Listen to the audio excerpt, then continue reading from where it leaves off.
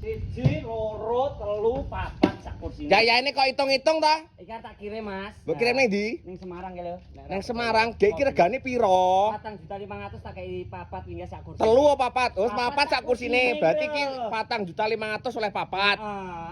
Dabang bae dudune sak sitok. Nomor 1 ya meja maca iki, ya ta. Iki maca bojomu nek bar adus sore ngono kae. Heeh. Rambune diore jan. Diore maca rambutnya rada teles kayak blengo-blengo ngono. Yo masuk. Ah, nomor loro niki gua ajak lambimu, swal-swalmu ya ta.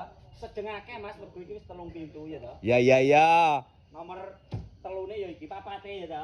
Papat iki meja TV, gadah pancen ya kenek. Ya. Iki ya gilar koyo niki lho. Iki serate Trahya Sri jati tenan bae. Jati, nek ra jati kok balekne neh. Piro wingi? 4.500.000 oleh papat sak kursi. Sak kursine wi papat ya, berarti gratis ongkir.